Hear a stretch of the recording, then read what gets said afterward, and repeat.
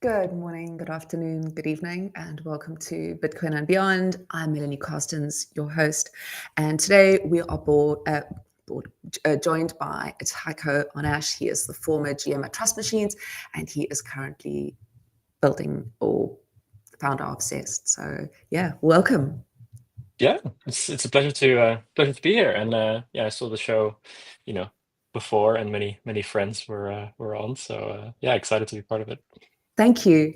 Yeah, I've met some amazing. I've been so fortunate to meet the sort of amazing community at Stacks through this. So I love it. I can't wait for each week to roll by to have a conversation. Anyway, so yeah, let's jump right in and let's talk about your childhood.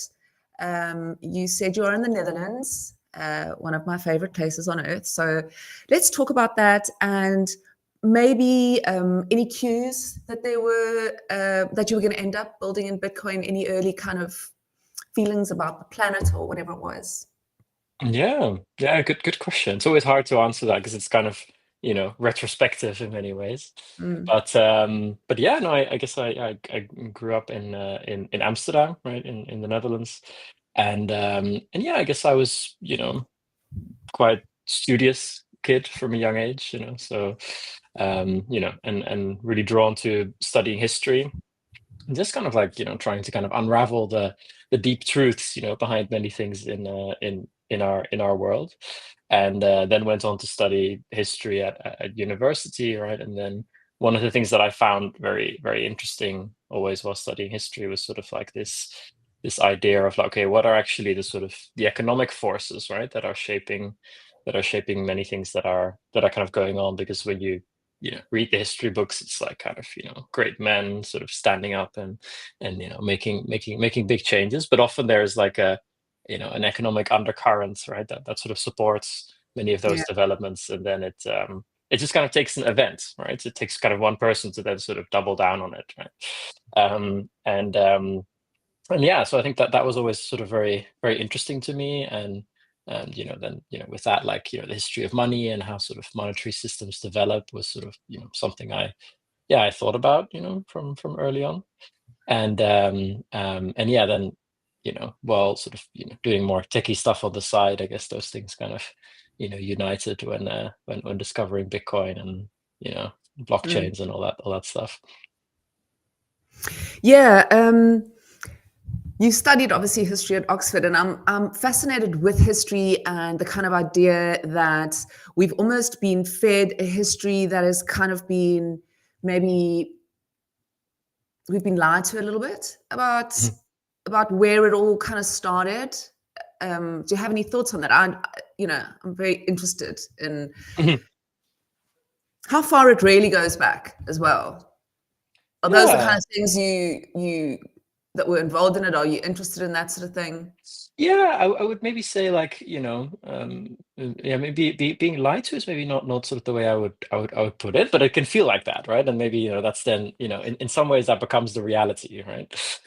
So it is like a very, very honest thing to say. And yeah, I would just say that, like, there are, yeah, it's just usually very interesting, right? There are sort of certain narratives that are dominant, right? And those narratives kind of get overtaken by other narratives. And that's basically kind of what the study of history is, right? You sort of see that kind of, people very much believe one thing, and then, all of a sudden, like it changes, right? And the narrative, in history also changes, right? And people basically, view things differently, seemingly overnight, right? And Mm, and usually it's very interesting when there is like kind of one, dominant narrative, right? Which is sort of like, I think, in our modern world is something along the lines of that. Our monetary system has kind of been in existence for as long as kind of anyone is alive, right? Like only sort of mm, extremely old people have lived in a different monetary system, which is very unique, right? Because monetary systems have, like, shifted very, like, very, very much, right? And in many ways, like, say, the US dollar, right, that underpins most of global commerce is one of the oldest currencies in the world, right? But Americans always think of themselves as sort of very new.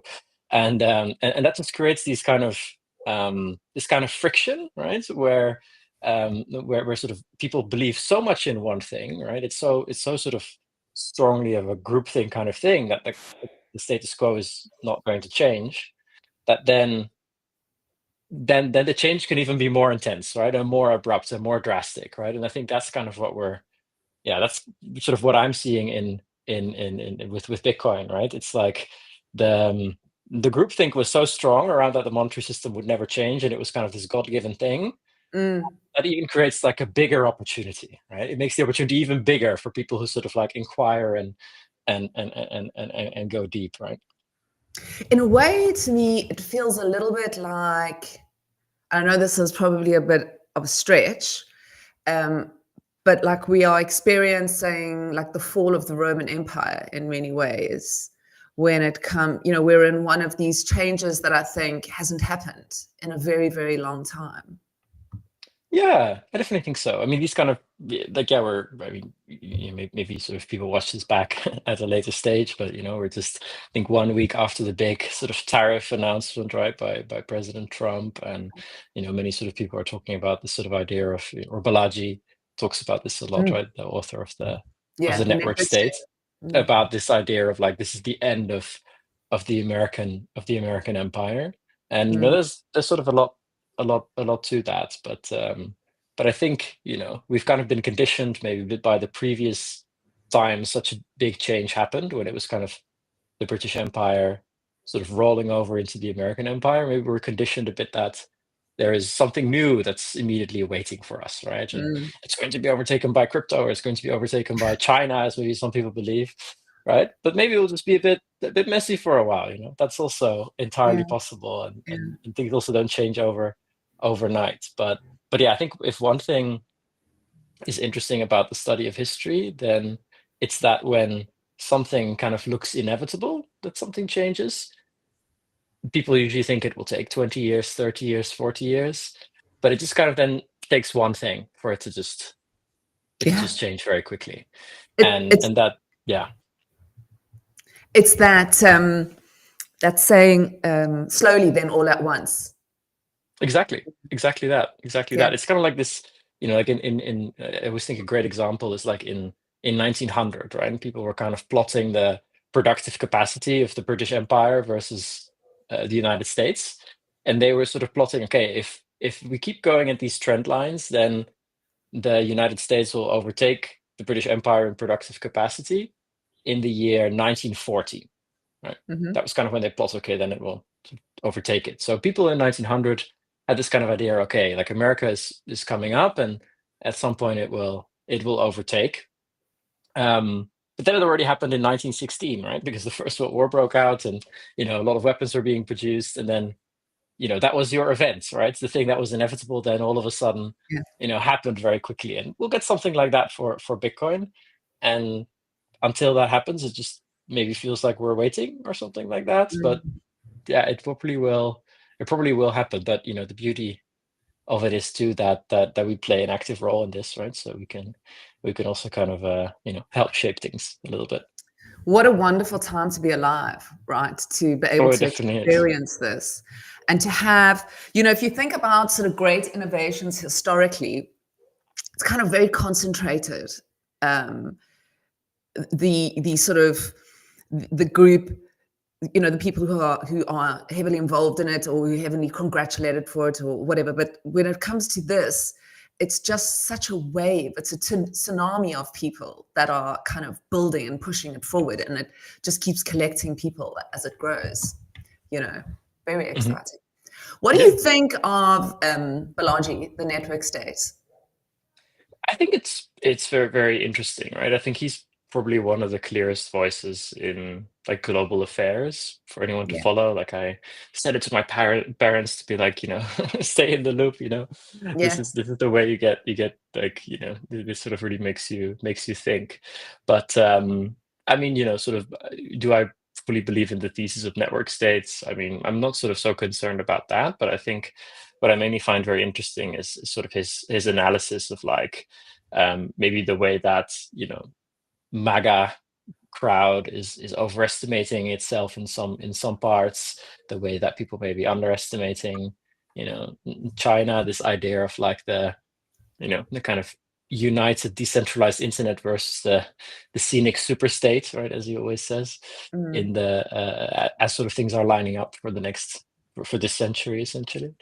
And yeah, those are things that I think all very very strongly resonate, right? And so yeah, we need to build to preserve freedom. I think that's very much the message, and yeah, the way to do that is by contributing to the internet, right? And ways to move value around over the internet and ensure property rights exist in this digital world. Yeah. Yeah, I love the idea of the phrase cloud first, land second, you know, where the idea that, and I feel so much like that if you look at our Stacks community, you know, we've almost creating the kind of vision a little bit that he speaks of. You know, we're all teaching each other, we're bonding over a real shared ideology. People sort of are drawn to the blockchain that that exemplifies who they are and how they think and what they want to make and build, you know. And I find that people on Stacks all have a very similar, I mean, not everybody, obviously, because you can never get everybody everywhere, but a large sort of group, the standout group is building for the right reasons, you know. So maybe we're creating a network state without even knowing it. I think so. And it's like it's a very strong online community, right? That's kind of brought together by a shared purpose, right? You can call it building on Bitcoin. You can also sort of in a very utilitarian way call it making STX price go up, all right? But yeah, it's like these people are sort of united by a shared purpose, and most of them, every day kind of showing up for it, right? In ways that, maybe in the past, like, people in nation states would sort of show up every day for each other to kind of go to war and stuff like that. So yeah, it's like a new paradigm, and it's funny to sort of be able to meet many people from all over the world with very different backgrounds who are sort of united in that same mission. Yeah. Okay. You've written about the digital feudal age. What is that? Yeah, that's right. Yeah, I think one way that I think a bit of, like, sort of looking at crypto or blockchains through a historical lens, right? I think one sort of interesting paradigm to use is that we're still very early, right, in the digital age. The internet sort of started in the 90s. It only sort of really went consumer in the 2010s, right? So 10 15 years ago it started, and The it's internet was rapidly 10, progressing. 15.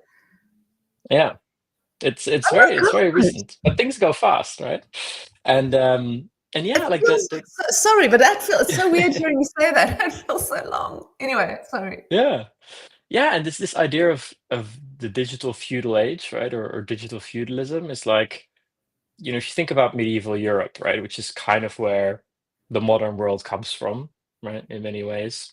In medieval Europe, there is sort of, there's no money, right? There are not really property rights, or only for sort of select few people who can enforce them, right? Like the feudal lords, and most people, like the vast majority of people, are land laborers, right? So they work on the land, and they are physically owned by the landowner. So if the landowner would, land would change hands, it comes with the people, right? And they are farmers, and they are being farmed, right? Yeah. And that's in many ways very similar to the early digital age, with like the sort of the large platforms, right? The Facebooks, the Googles of this world, where users are essentially don't have any identity, right? Because their identity exists in Google or in Facebook or something like that. So they don't own their identity. So they're similar to the feudal worker. They also don't own any property, because all the data they produce there kind of goes to the feudal lord, right? To the Mark Zuckerberg or the Sundar Pichai, or whoever you might leads the platform. and that's where all the value aggregates, right? So people are essentially being farmed. And then what you see happening at the end of the feudal age is that kind of little cities form that have their own, economic activity, and they do trade.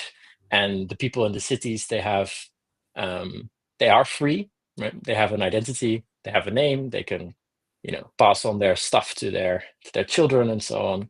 And they're free to transact, and they have property. And the kings or some of the feudal lords, they support this because they're like, hey, this is economic activity that we can tax, right? So this is let these little cities be. Yeah. And I would say that's very much what blockchains are in the digital age, right? They are these sort of small, kind of cornered off little parts where addresses do own the assets, or do own what they produce. People on Farcaster, they own their own content. They can take it elsewhere. um, and so you have identity in address form, you have property in in tokens form or database entry form, and in that sense, it's the early seeds of digital freedom, right? Yeah. Which is, in a way, really sort of ties nicely, actually, into what Balaji's doing. Yeah, definitely. I would say it's you probably would hold this view. Yeah. Yeah. Very interesting. Look, I'm so excited to see what happens. I think there's like a little bit of like, when I read the sovereign individual, and there's parts of that where it's kind of like, be prepared for like doom and gloom, because there's going to be like, big trouble before there's a split. And then you're going to have like the cryptos and the non-cryptos. Society's not going to, I mean, it's impossible for society to split to such a degree. I think it's going to be sort of a bit of both everywhere, right?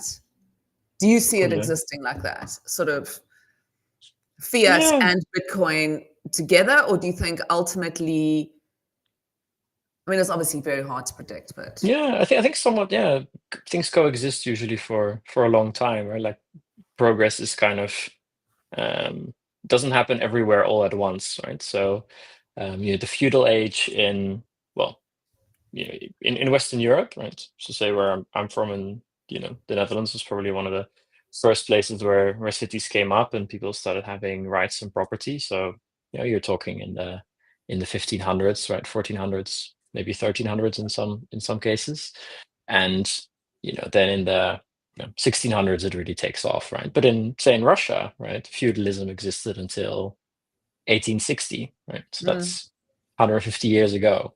So, and in large parts of Africa, basically slavery only existed until it was abolished, right?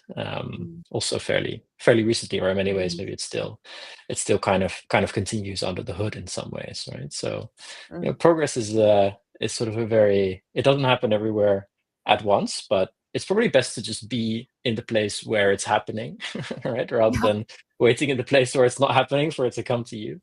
I know. So, well, like me, I'm sitting on the southern tip of Africa. Trust me, I'm going to be like, hello, what about us down here? yeah. Anyway, let's talk about Bitcoin before we talk about Zest, because I really want to kind of get into that. When did you get involved with Bitcoin, and kind of this feeling of, did you come to Bitcoin thinking I'm going to build on it, or how did that sort of thing, how did it start there? Yeah, I think so I kind of knew about Bitcoin for a long time, right? Often people have these stories of like, wow, and then I discovered Bitcoin and sort of my life changed. Maybe that sort of says something about maybe that I'm still quite young. But I remember, when I went to secondary school, like, we heard about Bitcoin. It was like an interesting thing, but not really to invest in. But people were just, oh, this is internet money, and it's like it's going up, it's going down. It's sort of like things get hacked. Like, there's something going on here. So I always kind of knew it existed, and people were talking about it like, oh, this could be something like digital gold or something. Of course, being underage, obviously didn't have a credit card to sort of buy any of it. It was also too difficult to access, back then, especially, with with the European bank card or something. These things were just not very feasible. And yeah, it sort of like was this thing that kind of kept going, and then people kind of would say it's dead, and then it kind of kept coming, and people would say it's dead. And then in 2016, 17, or especially in 2017, it sort of really went. It really kind of became big. And then then I would say I really started looking at it much more seriously, and then also discovered Ethereum. I discovered this idea of fully programmable smart contracts and the sort of things that could be built with that. And that was sort of the thing that really was like a big aha moment, right? Like, okay, this is sort of the seed of an actual self-sustaining economy or ecosystem, right? And so I bought some ETH, I bought some Ethereum Classic, I bought some BTC, and then everything went down by a lot, and I would say that then and exchanges got hacked, and I was like, man, like, if we have this smart contract technology, but it's not even being used to do the most basic operation in this industry, which is trading. And people were talking on Reddit about decentralized exchanges and stuff, and I was like, you know what? I'll look at this again when this kind of problem is solved, right? Or when people found an actual use case for smart contracts where they're actually using the underlying technology. So I stepped out for a bit, and then in 2020 kind of looked back, and then Uniswap was there, and people were trading a lot on it, and Aave was there, and people were borrowing against their crypto assets, and that really felt like, hey, like I've this is A, very interesting, and B, I've missed something. There's a lot to catch up on, because this is the seed of something potentially really, really big, right? And if what's happening on Ethereum can be done with BTC, which is what everyone would just really want, then we really have something world changing. How did you? You studied at Oxford, right? And it was history and politics. That's right. So where did the computer coding building? I'm like not a tech person, but where did that all? How did that happen? Yeah, I would say I was quite interested in it, right? I was like playing modded games in my free time and stuff like that. So I was always quite interested in technology and software, but I never really considered doing anything real with it. And then, but just before I graduated, I started a software company, somewhat by accident, with a friend who studied computer science in Oxford, and two other friends who were sort of non-technical, just like me. And the way that kind of evolved is that we were like 4 co-founders, right? 1 technical and 3 not. And I just started taking more responsibility over our products. We were selling to customers with the 3 of us, but we realized that what we were building was not what we were selling to customers. So I was like, okay, I'll take care of that. You keep selling, and then I'll also try to figure out how we can actually make what we're selling. So it was very much like a crash course, driven by pure economic necessity to keep everything afloat and to keep our promises to our users and our customers. And yeah, that's sort of then how became more product oriented and stuff like that. Amazing. And then when did you find Stacks and Trust Machines? Because were you the GM at Trust Machines? Yeah, I was the I think I was the second or the third hire at Trust Machines. So still when it was very much under wraps. But yeah, so when I knew about start? Yeah, that journey started in 2021. So before that, I knew of Stacks. I knew that it was this project to build, to create first identities and then smart contracts for Bitcoin. But it wasn't live. And at that time there was a lot of stuff that wasn't live, right? Like say the Cardanos of this world, and the top 10 or 20 tokens, were filled with things that were definitely not live or definitely not used by anyone.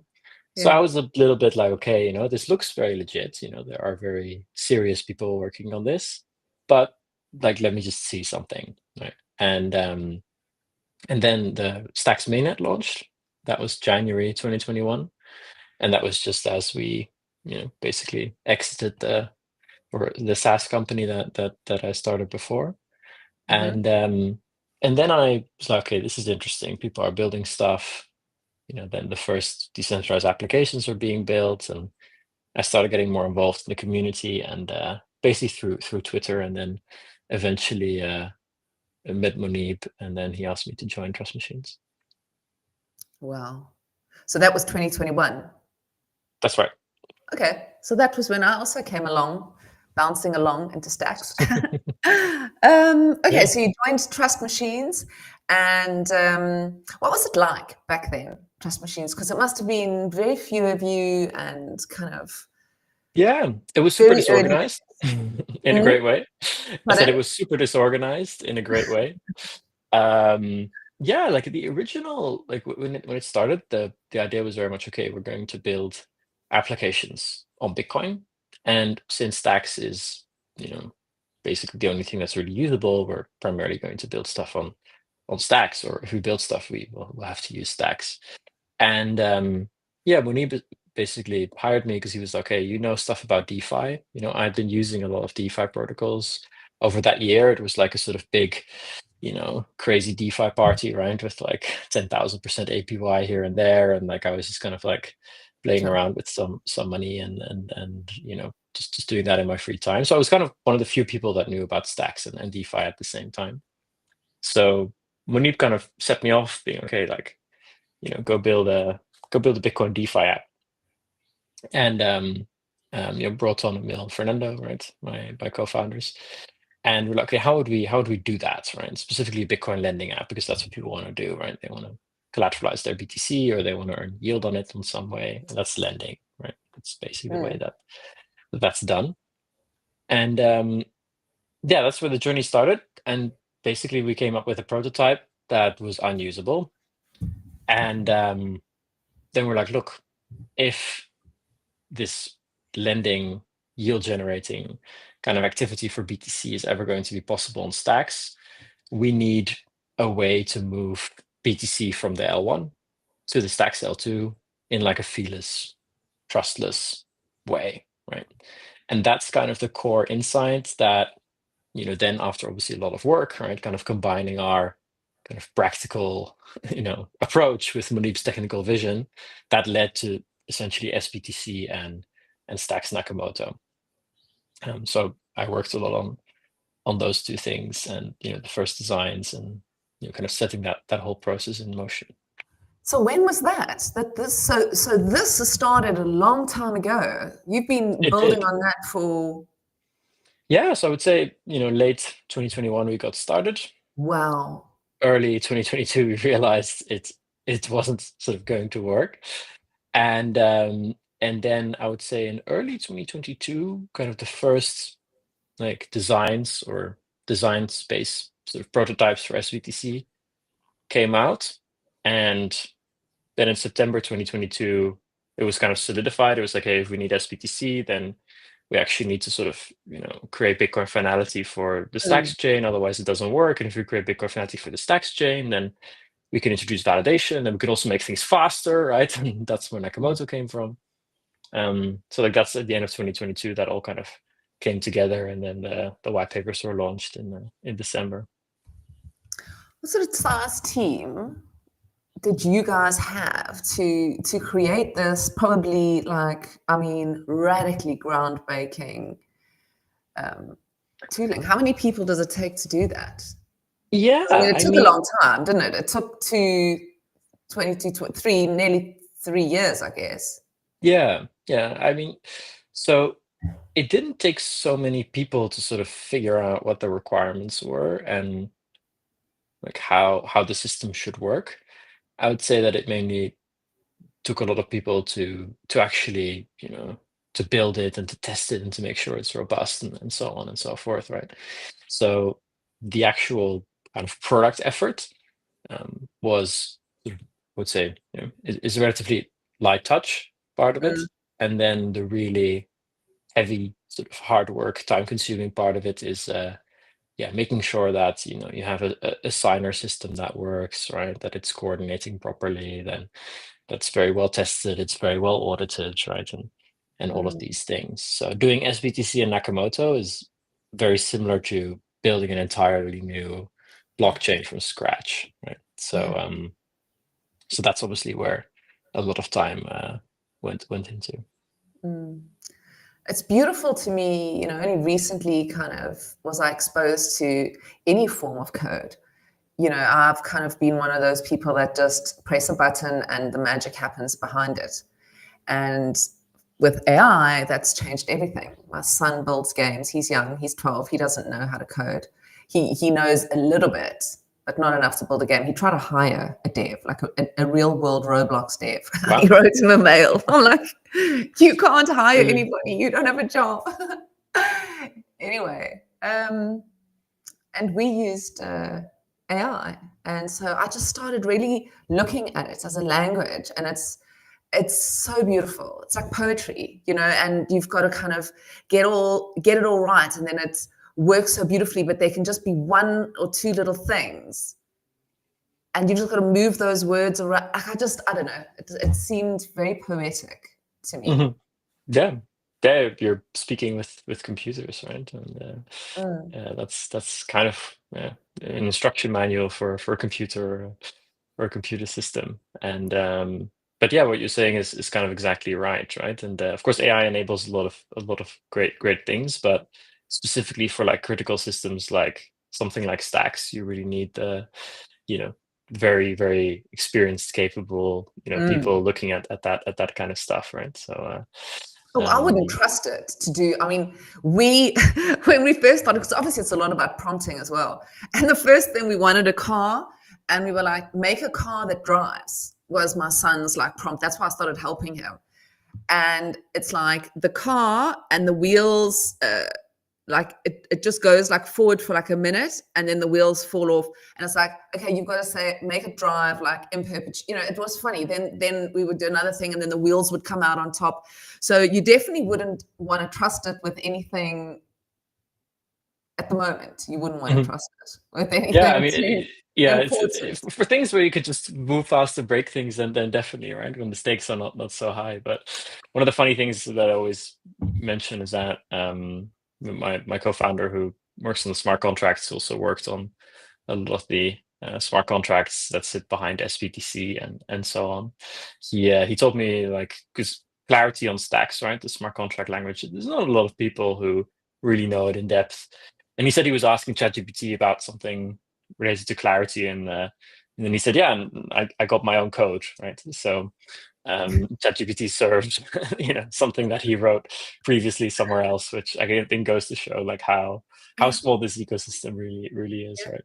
Yeah, so funny. Anyway, okay, so how did this then evolve? You sort of were involved and still are, right? Involved with SBCT and Nakamoto through Trust Machines. And then there's Zest. So let's talk about how that relationship came about and how it works. Yeah, absolutely. So the idea basically was when this SBTC is close, right? We are going to spin out of Trust Machines, and we're going to build the sort of killer app for it, right? Yeah. And that's Zest Protocol.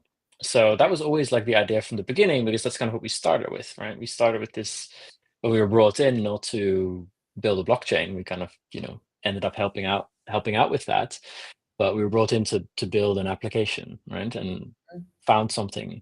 That's what I always wanted to do, and same for the people that we brought as well. So that was always like the idea. And then end of 2023, like when it was getting close, then it was time to spin out and get everything ready so that we could start Bitcoin lending and BTC backed loans.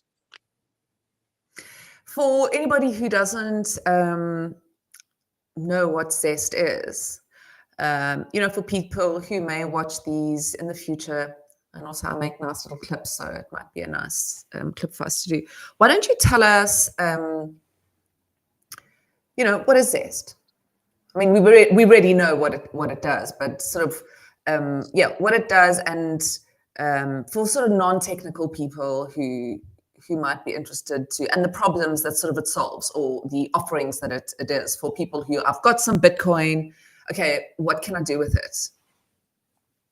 Yeah, I would say like the largest financial use cases, right, for BTC are basically, well, number one, I don't want to sell my BTC, but I do want to get some liquidity against it, right? I want to borrow some money against my BTC. That's probably one of the most common things, right? That a Bitcoin holder has, because their BTC has appreciated, hopefully, and they would want to keep that appreciation, right? Or they believe so much in the asset, but also, they're kind of debating, well, it's worth so much, I would like to maybe, buy something or get some money against it to do something else. And so that's a very critical, like, important use case to build an economy, right? And that's one thing that Zest Protocol does very well. You can basically borrow against your BTC while moving your BTC to stacks, right, as SBTC, which is basically the best way to hold BTC in a smart contract. Mm-hmm. And then secondly, like, the second use case is for a lot of people, like, hey, I have some BTC and I would want to earn a little bit of yield with that, right? As people usually do with their assets, right? Say very wealthy people, they usually live off the yield that their assets produce, right? Be it dividends from stocks, or be it, something like rent from real estate, be anything like that. And that's, sort of the other thing that Zest Protocol can offer, essentially yield on BTC. What are the risks of kind of lending out or borrowing on your Bitcoin? Yeah, so that's a very, very important question, right? And that's essentially that's why we exist, right? To make that those risks as small as sort of humanly possible, right? So obviously, number one, right, you hold, say, BTC, so you obviously have risk from the Bitcoin blockchain imploding, or no, someone finding a quantum computer. So that's obviously always risk number one, right? Then risk number two is you then move your BTC to stacks. So stacks has Bitcoin finality, so it has Bitcoin security after every Bitcoin block. Right? But in between the Bitcoin blocks, you're reliant on the stacks validators, right? Essentially to custody your BTC properly, right? That backs SBTC. Mm-hmm. So that's like the second layer of trust. So it's Bitcoin blockchain, then it's stacks operating, and obviously stacks is doing a lot of great work to minimize that even further, to the extent that becomes the same as Bitcoin security. But that's like an ongoing process to continuously make that better. And then the third sort of risk that the user takes is essentially the protocol risk, right? So are the Zest Protocol smart contracts sound, right? Is no one able to get unauthorized access to funds, right? Essentially through what could be a bug in smart contracts. And that's a question basically of one, obviously auditing, to having very strong bug bounties, right? So if someone could find a potential hole in the smart contracts, they are very handsomely rewarded, right? If they were, right, no one has been able to do that since our very early beta.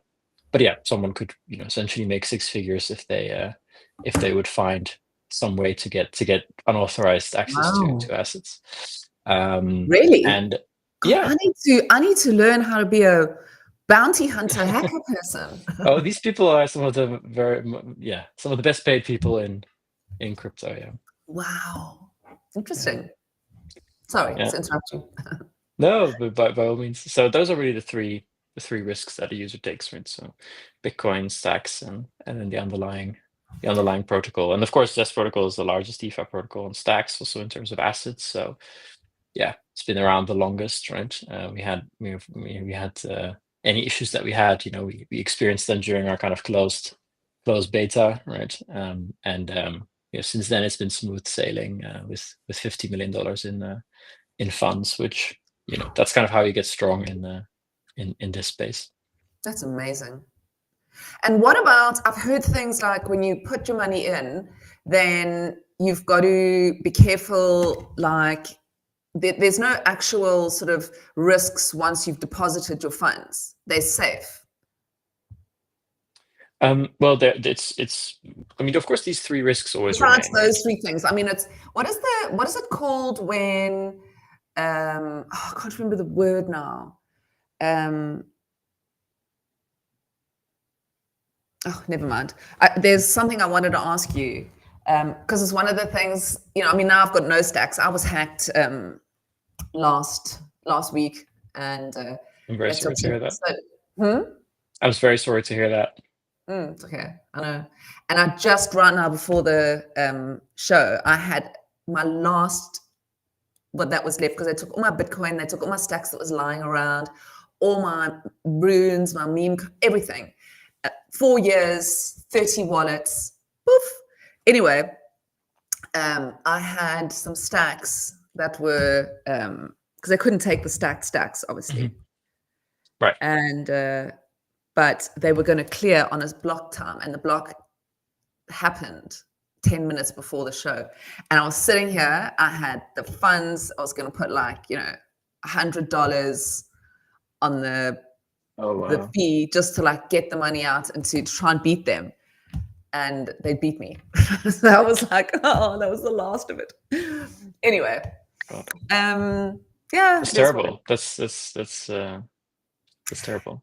Yeah, it is. But you know what? These are the risks you take for being involved in something. We all know that this business goes on behind the scenes in Web 2. They just have built to a point where they're able to protect the consumer from even knowing what's going on behind the scenes. We'll get there. And I thought to myself as well, I can either mope about it and be sad, or I can turn it into something positive. I'm still going to not have any money, so just carry on. So I've come up with a plan, a beautiful collection that celebrates stacks called Proof of Stacks, and I'm going to drop that next week just to make something good out of it. Yeah, make sure to let me know and let us know. And you're included. I've included every. It's a celebration of stacks, so it's called Proof of Stacks, and it's going to be the celebration of stacks right now this week, this coming week, and it celebrates everything that's been built in our ecosystem. So yeah, I'm excited about it actually. So good comes out of I suppose it's all really how you look at things in life. Good can come out of anything. Anyway, you have had such an interesting life, I think.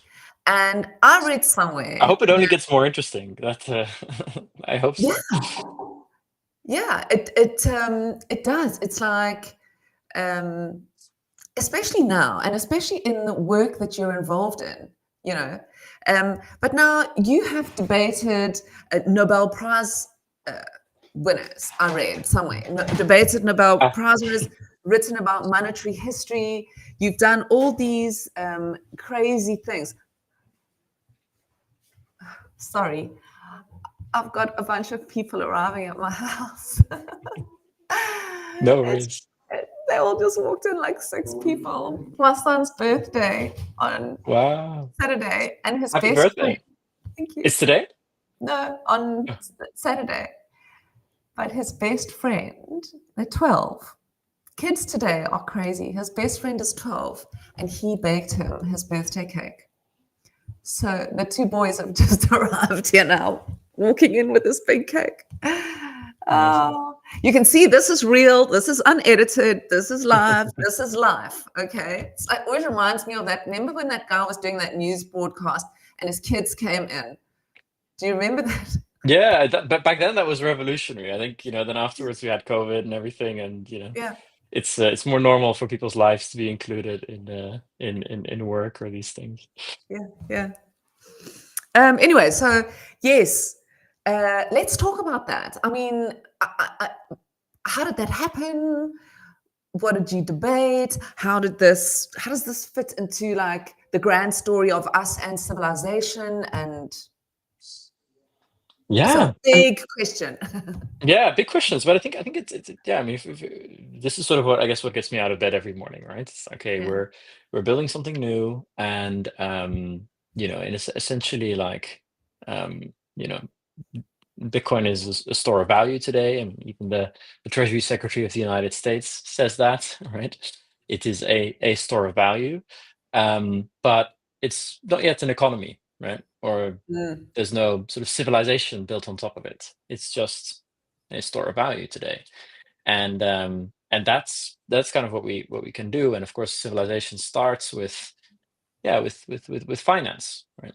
It's kind of maybe yeah. not sort of the most obvious thing, but like, yeah, first there is property, right? And Bitcoin is property, it's digital property, and Mm, finance is essentially, property over time, right? It's introducing the time elements into property, and mm, sort of trading things over time, or lending something out to get it back at a certain stage, or borrowing against it, right? All of those things. So it's kind of very primitive, right? We're very early, mm, um, and yeah, it's just it's great to be able to work on something sort of so meaningful so early on, right? And yeah. um, yeah, so I think it can be the basis for the internet civilization, right? The immutable base layer where all data in the world, right, settles Mm, on.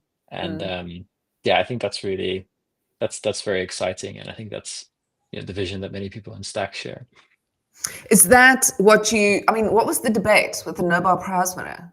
Mm, that was so I participated in a conference, and it was with Joseph Stiglitz, right? Yeah. He's the American uh, economist. I believe he was leading the World Bank or something, but he's written a couple of very, well-read books about, global macro, and about developing economies, and all of these things. And yeah, in 2021, so I was at this conference. I had participated in a panel about crypto, and he was there at dinner, so we talked, and he's like, "What are you doing?" And I was like, "Well, I'm working very much in crypto." And he was like, "Oh, well, that's all like not Bitcoin, like forget about it, like that's not going to be anything anytime soon, right?" And yeah, then I walked him through some points, and he sort of ended up leaving the conversation as sort of, well, fine, like maybe you're right, maybe Bitcoin could be a reserve asset, but not in my lifetime. And Yeah. that was kind of the end of it. And I wrote a little piece about that, I think, on my personal blog that you probably saw. Yeah. But yeah, like that's basically what we talked through. So like, yeah, I wouldn't say I won the debate, but I hope I was one of many people who maybe over the course of a few interactions, maybe brought him to become more open-minded towards the possibility for Bitcoin as a reserve asset. Yeah. Yeah. I feel like there's a lot of people who are going to have books in them one day. The life that you have lived is an extraordinary one, and I feel like I speak to a lot of people who I get that same feeling with. You Mm, connecting. It's nice that you blog because it's a story for one day, an extraordinary story of these people who potentially built an entirely new economy. yeah, maybe, but Mm.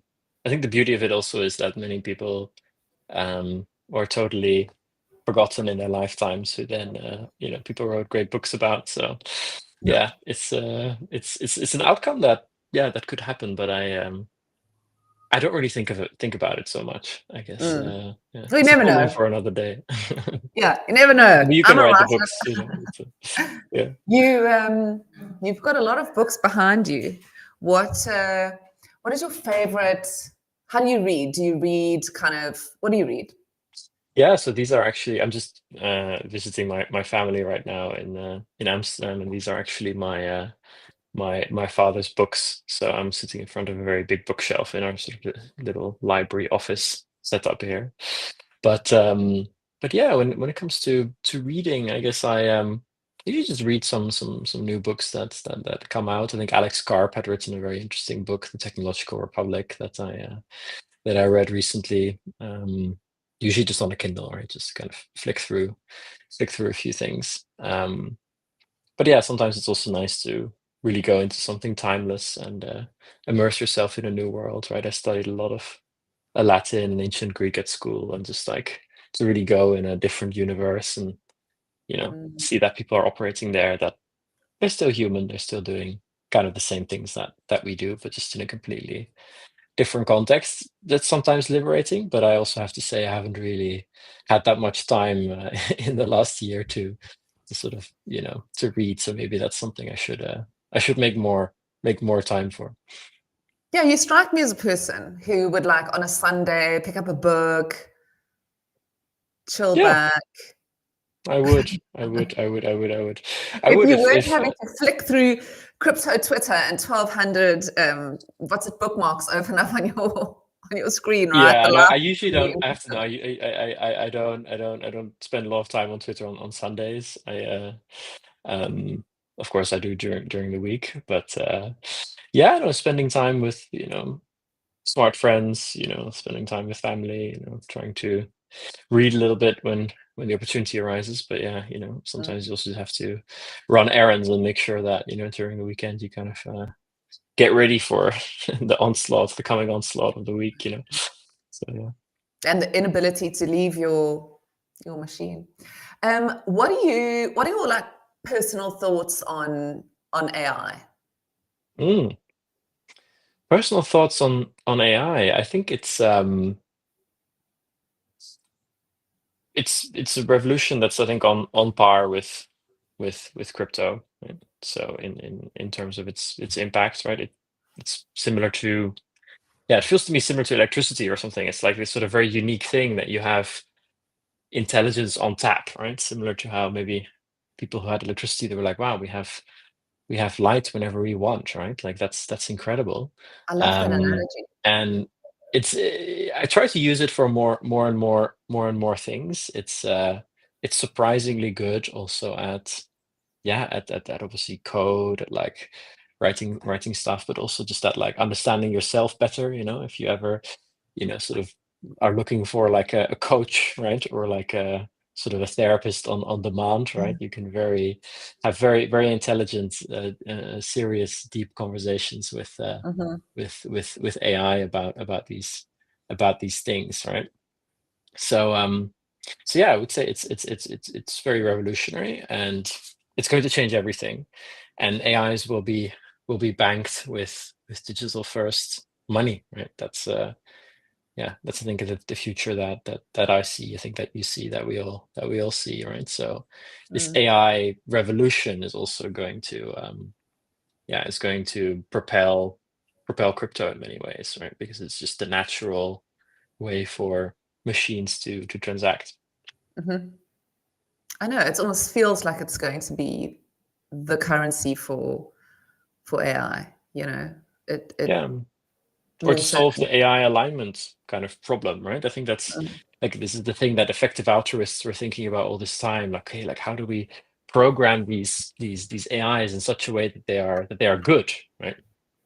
And actually, we've kind of figured that out in crypto, right? We managed to align computers around a shared goal, right, without cheating the system, which is like Bitcoin, for example, or like on Ethereum or Solana with validators, right, or on Stacks with signers. Like, there are computers that are acting in concert together. I mean, they're doing something very simple, which is like mm, signing blocks, right? But they're acting, in concert, right? yeah. Yeah, and they're incentivized to do so. So yeah, with AI, like, I think that crypto can offer like a really, yeah, a really meaningful, like a very meaningful contribution to the development of artificial intelligence, with aligning computers and machines, basically. Mm, yeah. What do you think of transhumanism? I would say I haven't I haven't thought about it. The merge of the code and the person, the machine Mhm. and the man. Does it freak Yeah. you out? Or do you kind of, Well, I would say that, I mean, for one, I haven't maybe spent as much time thinking about this as I've spent about, Bitcoin and crypto and AI and those things. well, maybe that's But something for you to read. yeah, maybe. But I would say that, like, when it comes to sort of human and machines sort of merging, I think we've been on a sort of a sliding scale for a very long time, right? It's Mm, maybe we like to think that today we're not merged with machines, and tomorrow maybe we will be, but we are very much, right? I mean, like the way that we communicate here, right? The way that I think the mm, first thing we do in the morning is probably look at our phone, and if we don't, then it's like a very conscious effort to not do that, right? So mhm, we are already very much one with these digital systems, right? And yeah, it's only ever more important to make sure that they are aligned with with us, and that those systems, we're actually able to carry our identity and our property forward in mm, those, right? Rather than that we're being farmed. mm. I asked AI like a while back,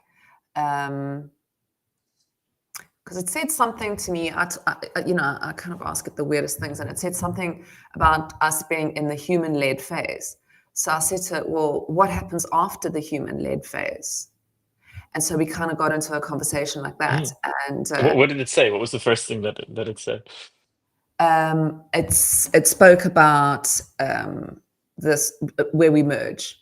So it Mm. took me through the phases of the literal, what happens after, and because obviously then the lines get muddy, and then it kind of went further and further, and until we get to a point where only human consciousness exists, the body is gone, and then we are all gone. Okay. And so it had like this whole like freaking plan. And I'm like, holy moly, where's this plan coming from? And then I said to them, and then how would you describe, I don't have it on me, but it's so fascinating. How would you describe us? How would you describe humanity to, another life? And it was like reading the obituary of humankind. It was so sad. So, but I mean, look, that's a depressing thing, which is actually not my thoughts about it. It's more like a fascination, you know. I'm gonna try that. I'm gonna try that after this. I'm very curious, but maybe I get a different answer. Yeah, I'll send you, you know what I'll do? I'll send you, you can see what you can get and ask different AIs. I want to ask, like, because I just got into Manus. I'm just busy testing out. I don't know if you've tried Manus, um, which they're saying is like the first proper AI assistant. So it works very differently to ChatGPT.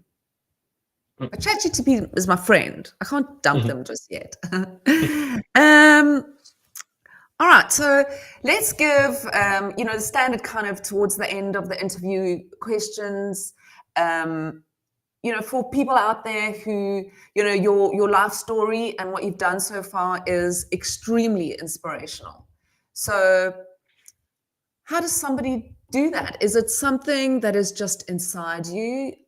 Are there lessons that maybe people can learn? How do you get from studying Mm. to there? Yeah, What is it? yeah. It's it's interesting that you say it that way. I mean, I don't sort of wake up every day being like, wow, it's so impressive, so many things that I've done. And I also don't really, after you say it, also maybe don't think it's so impressive. I think there's many more impressive things to to come, and many even So way we bigger know things that nothing, I can remember. do. I always think So of the philosophy of we know nothing. yeah, So you're still true. learning. Anyway. True. But I would say that, yeah, like the thing, I think that's most important is to find like a lasting source of motivation, right? And to me, it's like it's this Mm, what we've talked about. Maybe to other people, it's something else, right? But to me, it's very much this idea of like, okay, there is something so revolutionary going on, something so big, and you'd want to be at the forefront because like that's the most fun. The most fun people are there, and it's the most interesting. And being at the forefront is, yeah, that's where you want to be. And then whether what you do works out or not, then that becomes secondary, right? And kind of when you can maybe let go of the outcome, then suddenly maybe things can become more successful or not. But like if they don't, then you'll have learned what will be, right? So I think it's all about that kind of lasting source of motivation, and yeah, in that sense, enabling yourself to show up every day, right? Because that's really what it's about. It compounds over many days of showing up rather than all at once. I actually wrote that down. Lasting source of motivation. I think that is a beautiful thing to say. I mean, I would say for me, maybe early in my life, I didn't have a very lasting source of motivation. When I was like young and I was still like a young adult or like old child, I guess. I was I was sort of motivated by it. Like, oh, I want to show people all these things, and then at some point I was like, hey, like this is not really working out, because what if I then achieve things and then I kind of feel empty afterwards? So we need to like find the real lasting source of rewire this, right?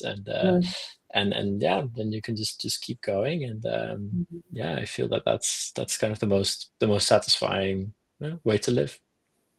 And I think in what's being built here, I think just the fact that a person, obviously there's so many people showing up just going like, show me where I can make the money, and that's what I'm interested in. But I think if you are a person that has chosen to come here to build or to discover or whatever, that's such a huge step as well towards this journey, just that you showed up, Yeah, and that money will probably come, right? Because it's like we're not working in charity, right? We are working in something that, if it is successful, sort of, creates value for the people that are involved in it. So, yeah, that will come. Of course, everyone needs to take care of themselves, but yeah, the outcomes they kind of come, and as long as you're somehow, if you're not motivated by them, they come quicker somehow always.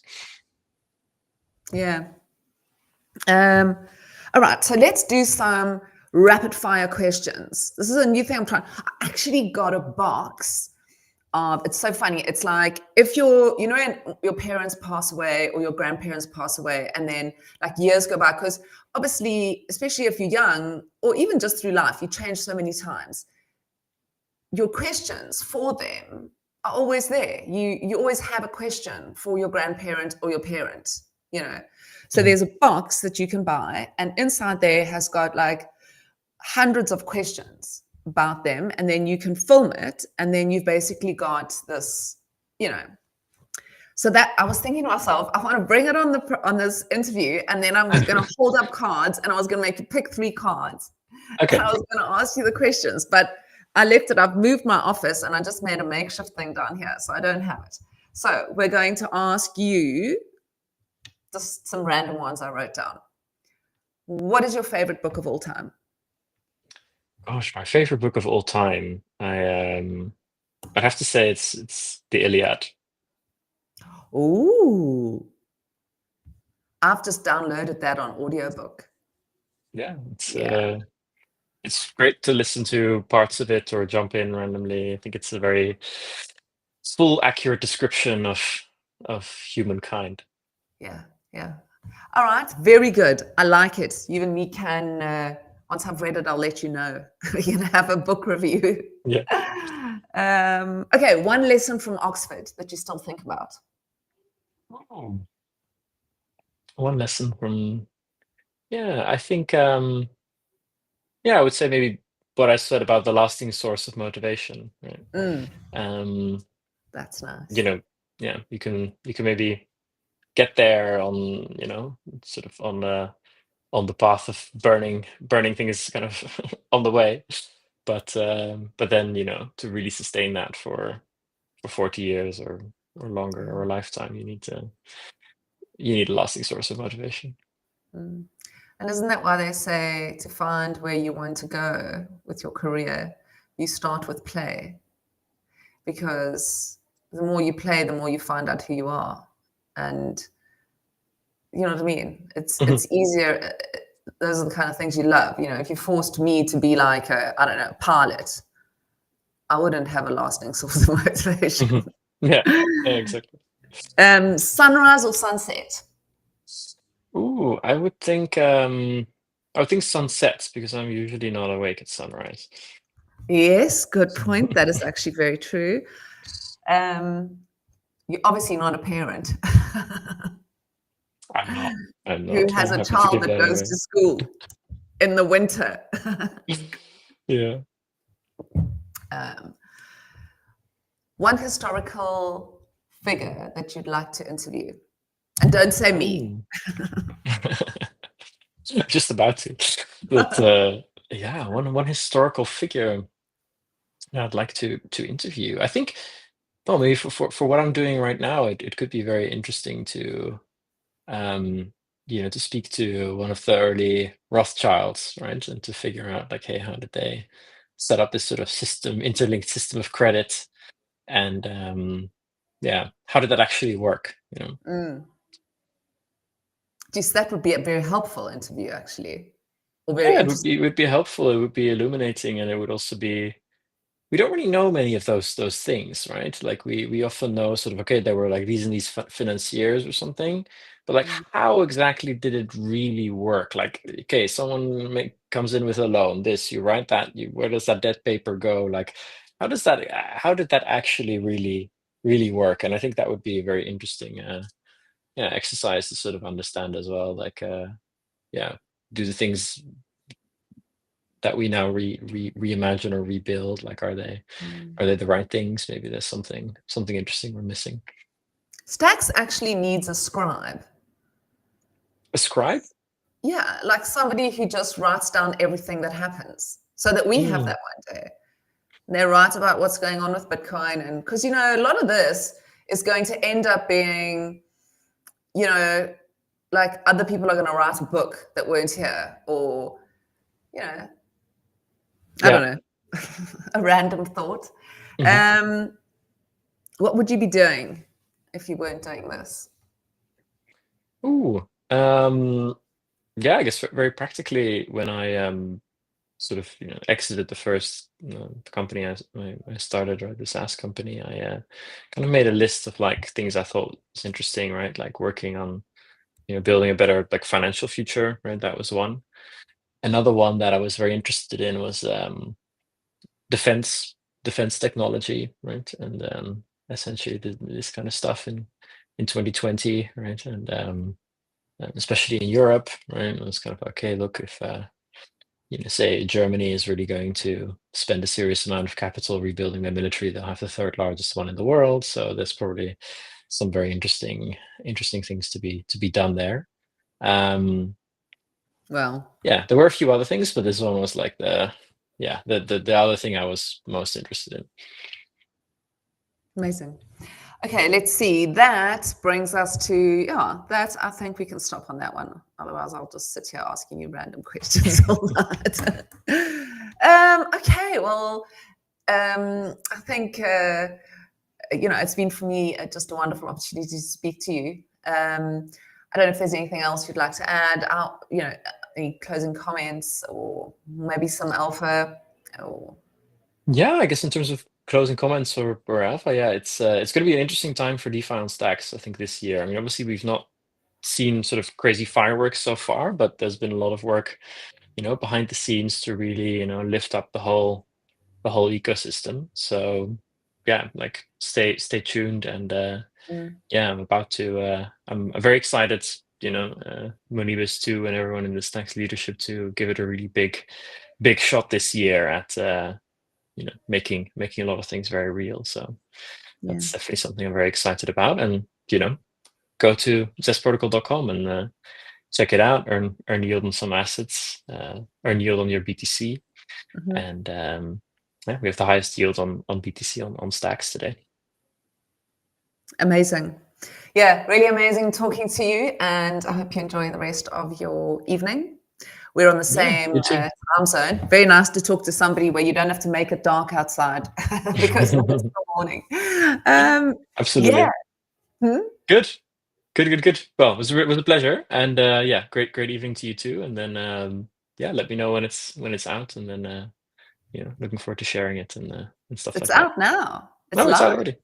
Yeah. Okay. I We're thought maybe it live. would be uploaded to YouTube later or something. No, but, we're streaming live to YouTube. We're streaming live to X. Brilliant. So look, Then this is it. All right. Well, amazing. thank you very, very much. I'll chat to you soon. Thank you, everybody, for tuning in. Bitcoin and Beyond. I'm your host, Melanie Carstens. Thank you very much to Peace Love for producing the show. Thank you very much to Deorganized Media and to Bitcoin Live DB for powering us. We're here every single Thursday, 12 p.m. ET, and always lovely to have you. And once again, thank you to Tycho. Appreciate it. Thanks very much, everyone.